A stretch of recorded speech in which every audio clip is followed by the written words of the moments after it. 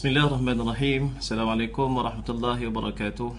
Alhamdulillah wassalatu wassalamu ala Rasulillah wa ala alihi wa sahbihi wa man walah. Di kesempatan ini saya mengucapkan Ramadan Karim kepada semua muslimin dan muslimat.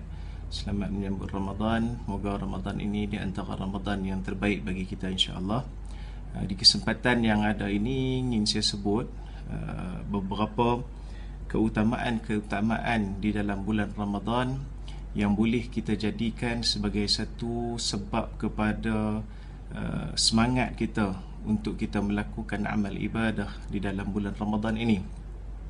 Di antara keutamaan ataupun keistimewaan yang terdapat di dalam bulan Ramadan ini, di antaranya disebut oleh para ulama, yang pertamanya iaitu kerana inilah satu-satunya bulan yang mana dimuliakan dengan penurunan awal Al-Quran, penurunan asas Al-Quran. Jadi Al-Quran ini diturunkan di dalam bulan Ramadan. Auzubillahi minasyaitonirrajim. Syahrul Ramadan alladzi unzila fihi Al-Quran. Pada bulan Ramadan ini diturunkan baginya Al-Quran. Maka itulah satu keistimewaan.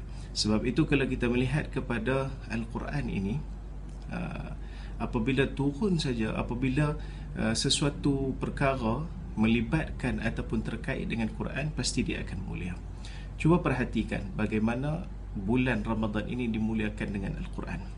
Cuba perhatikan bagaimana Nabi Muhammad sallallahu alaihi wasallam juga dimuliakan dengan Quran. Bagaimana umat Nabi Muhammad sallallahu alaihi wasallam dimuliakan dengan Quran. Cuba lihat bagaimana yang kita katakan hatta kepada kertas yang kita tengok hari ini, kertas-kertas yang biasa kalau kita tengok tanpa tulisan ataupun ditulis dengan apa-apa perkataan ataupun huruf akan dibiarkan begitu saja. Tetapi kertas-kertas yang sama apabila ditulis ataupun dicetakkan Al-Quran, maka akan dijulang, diangkat, dihormati dan sebagainya. Cuba perhatikan, itulah sebagaimana kesan Al-Quran kepada perkara-perkara ataupun memberi kesan yang baik kepada apa yang dikaitkan dengan Al-Quran. Jadi cuba bayangkan bagaimana kita umat Islam yang mana dalam hati kita ada Al-Quran, insya-Allah kita akan dimuliakan oleh Allah dan juga makhluknya insya-Allah. Yang keduanya, di antara keutamaan dalam bulan Ramadan, dibukakan pintu syurga dan ditutup rapat akan pintu api neraka. Ini sebagai satu cara yang positif yang kita boleh fikir, yang boleh kita ambil manfaat, bahawasanya bulan Ramadan ini hanya sahaja bulan yang memang Allah Ta'ala nak ampun dosa kita. Memang Allah Ta'ala nak bagi kita ini di antara orang-orang yang Allah Ta'ala nak masukkan syurga, dan Allah Ta'ala nak elakkan kita daripada neraka. Kita harapkan kita di antara umat Nabi Muhammad SAW yang masuk ke dalam syurga tanpa hisab insya-Allah, dengan keberkatan Quran, dengan keberkatan yang ada dalam bulan Ramadan ini insya-Allah. Yang seterusnya, di antara keutamaan dalam bulan Ramadan, pahala sunat yang kita lakukan, pahala-pahala ibadah sunat yang kita lakukan akan digandakan pahalanya seperti mana ibadah fardu. Misalnya kita solat sunat ba'diyah ke qabliyah ke sunat duha ke sunat solat witir ke sunat apakah, segala perbuatan solat sunat itu menjadi ataupun dikira sebagai pahala solat fardu. Sangat besar pahala tersebut, sangat besarkan ganjaran tersebut. Begitu juga dengan pahala-pahala yang lain. Sedekah yang tatawuk, sedekah yang sunat ini pun diganjarkan seperti mana kita memberi yang dikatakan infak ataupun sedekah yang wajib. Bahkan ada juga kalau sekiranya kita melakukan amalan fardu, pahalanya itu akan dilipat gandakan oleh Allah Subhanahu Wa Taala. Bayangkan kalau bukan bulan Ramadan, satu amal itu digandakan. Biasa misalnya kita melakukan satu amal, paling-paling kurang pun, paling-paling lekeh pun dah digandakan 10. Dah digandakan 10. Cuba bayangkan berapa banyak kali ganda yang akan digandakan dalam bulan Ramadan.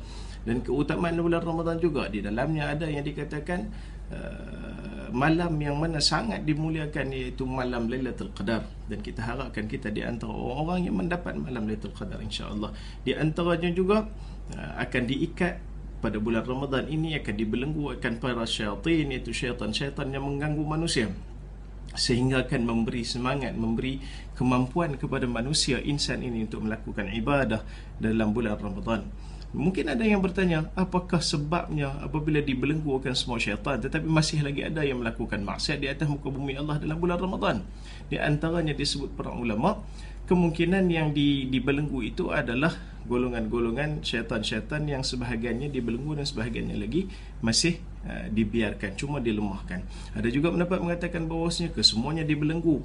Yang ada sekarang ni iaitu hasil daripada didikan syaitan selama 11 bulan, iaitu hawa nafsu kita sendiri yang menjadikan kita, kadang-kadang kita sendiri pun heran, manusia ini apabila kita tengok, kita iktibarkan, kita pun heran kadang-kadang ada manusia yang bersifat seperti mana syaitan, wal'ayazubillah. Sebab itu untuk mengelakkan gangguan syaitan tersebut, perlu kita jauhkan daripada hasutan syaitan, latih daripada dibelenggu oleh hasutan syaitan sebelum daripada kita masuk Ramadan lagi. Dan yang kita sebutkan juga di antara keistimewaan dalam bulan Ramadan, hanya satu salat sunat yang wujud dalam bulan Ramadan, semata-mata dalam bulan Ramadan, adalah salat tarawih. Dan dalam tempoh PKP ini tuan-tuan, boleh kita melakukan salat tarawih di rumah kita berjemaah dengan sanak saudara kita, ahli keluarga kita. Moga-moga Ramadan ini di antara Ramadan yang terbaik bagi kita, insya-Allah. Assalamualaikum warahmatullahi wabarakatuh.